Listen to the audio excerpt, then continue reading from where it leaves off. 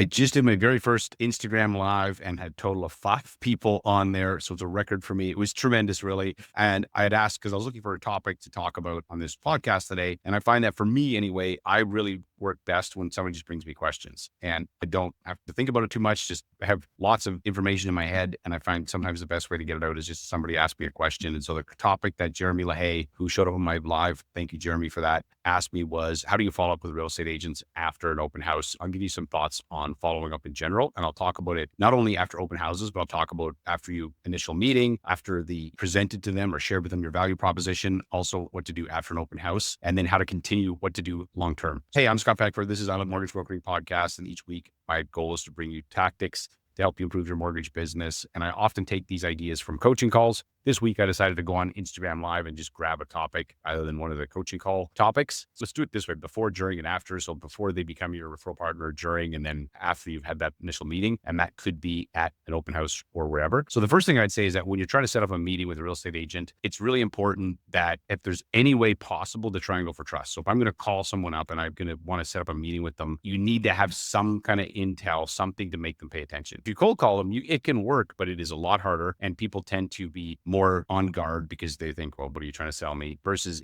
and I'll give you a tactic for being able to get some intel that's far better than just Googling them and searching them, which is okay, but there's a better tactic. So what you do is you reach out to your existing network. And I've said this before, you reach out to your existing network, everybody that you know, and ask them this question. Hey, and you can do this through DM, voice note, you can do it through video, you can do it by email, you can phone call, you can do it face to face. But the version of the question is like this. You say to them, hey, just out of curiosity, if you were to sell your house, which realtor would you use and why? What you're doing is you're looking for somebody who says, oh my gosh, I got the guy for you. I got the girl for you. And they're going to tell you a name. And then what happens is you're going to say to them, awesome. Why are they great? What's great about insert Sally Smith, the real estate agent? And because when you got intel, so imagine now, let's say I talk to somebody named Bob, the homeowner, and Bob says, look, you got to talk to Sally Smith. She's amazing. So then I say, okay, tell me about what's great about Sally. We bought 4 houses with Sally. Every time we bought, the last one we bought with her, there was a huge problem with the septic field, and she was able to negotiate with the owner and with the seller, and we were able to get that resolved. And honestly, she doesn't miss any details. She's amazing. So now I got some inside information that this is not going to be found on Google, very likely. And so when I phone up this realtor, Sally, the real estate agent, I say to her, hey, I was talking to Bob and he was telling me that you're a fantastic real estate agent and that the last time that you'd helped him, you'd basically fixed a huge headache that he had with the septic field. And it sounds like you're really good at your job. First off, if you just pause for a second, if you're the real estate agent, you're going to be like, screw you. What are you calling me for? And you're going to be like, oh yeah, I remember Bob. Like you're immediately in a better state. And then if I say, hey, look, you know what? I'm at the place in my business where I get to pick and choose who I work with. And you sound like somebody that I really could work well with. So now you've moved from this inside information. The next thing you say to them is, okay, look, and then when you move into setting up a meeting. And so from there, I offer suggestions, say, hey, I'd love to sit down and chat with you how I can help you in your business this next year. Does Tuesday at 10 work or Thursday at 1? And you provide options that works or not. But the point is that you've been able to build a much faster connection with them and you've been able to present what you're looking for. So that's what I would say there. Now, what I've seen some people do, and if this meeting is virtual, this is a tactic you can use in order to get somebody to show up to a virtual meeting, especially if you're meeting face to face, that's a little different. But if it's a virtual meeting, what you can do is prior to the meeting, say the day before, send them a $10 Starbucks card and say, hey, grab a coffee. I'm looking forward to meeting you tomorrow at 10.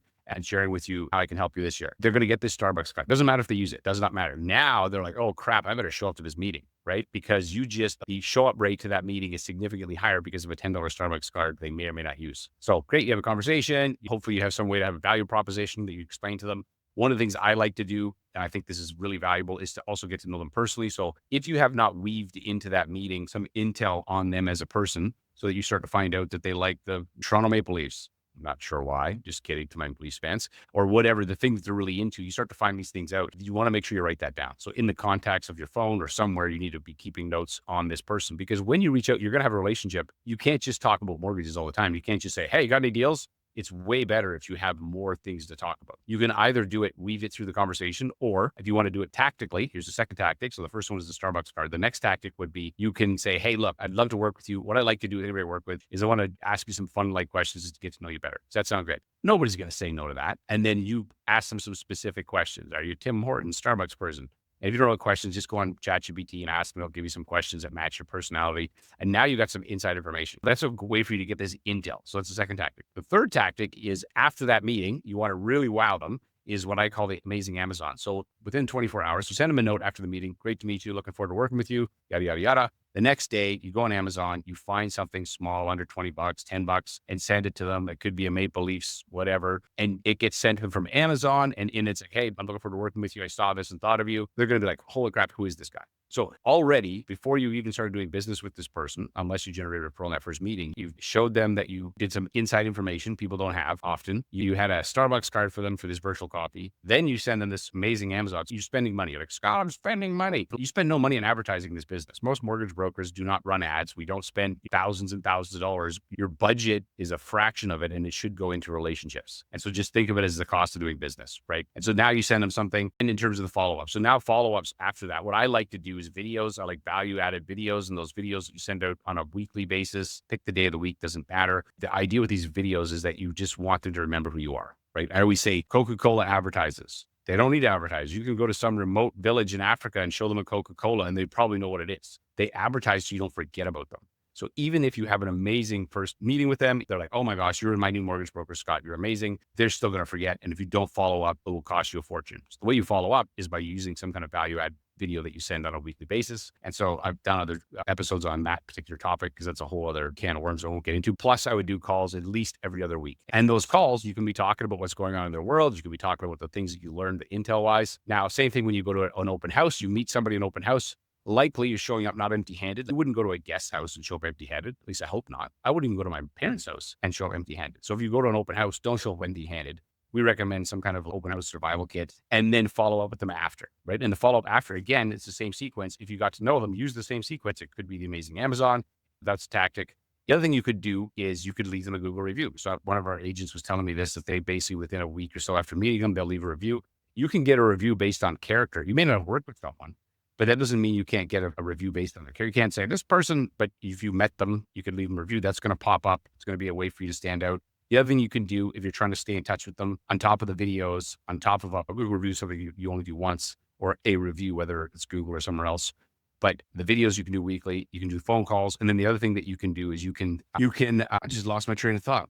And I'm not even going to edit this part out because I'm just going to make this raw and real. There was a last thing that I was going to share with you on this episode that is just eluded me. I think it's because I'm recording in the afternoon and my brain is a bit mush at the moment. Oh, I know the last thing I was going to say is you can leave comments, like meaningful comments on their content or share their content. So again, we don't get a lot of comments on Instagram, right? Or on these platforms, whatever you're on, unless you're like Ron Butler. Most of us aren't getting a lot of comments. And so a comment is a great way for you to stand out, or a DM message that you can then send about content that they shared, a story. Stories, by the way, there's something called the pink circle strategy. So the pink circle is if you go onto your Instagram, you look, and everybody who has a pink circle has a story that day.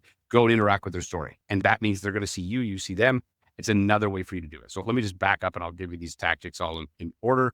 So first is get inside information and get that from somebody that knows them. Don't just get it online if possible. It's going to make the bridge much easier. Second, if you want to have a higher chance to show up to a virtual meeting, use some kind of a gift card for a coffee. Third, think about doing it all about you inquiry in that meeting. So you find out some inside information that you can then use to build a stronger relationship. The fourth thing you could do is then do some kind of an amazing Amazon, send them something small. It does not need to be a lot of money, but I promise if you did this for 20, 25 people, there's no world you don't get back way more than your investment. Then the next thing you do is you do the follow-up videos on a weekly basis, value videos, I call them. Then you do periodic phone calls every couple of weeks. And then the last thing you can do is our comments on their content, but don't just put a heart emoji on there. You got to actually say something meaningful. And then the pink circle strategy, which is click on their pink circle, send them a comment or interact with their stories. That's all the ways that I would recommend following up. There's probably more that I missed. Hope you find this useful. As I say, I'm Scott Packford. This is the I Love Mortgage Brokering podcast. And the whole idea is to help you in your business. If you found this useful, please share with friends and follow me on Instagram. I'm going to start doing more lives. I'm just going to try it out, see what happens with it. I got to try to beat my record of 5 people. Anyway, thanks for listening. I'll see you in the next episode.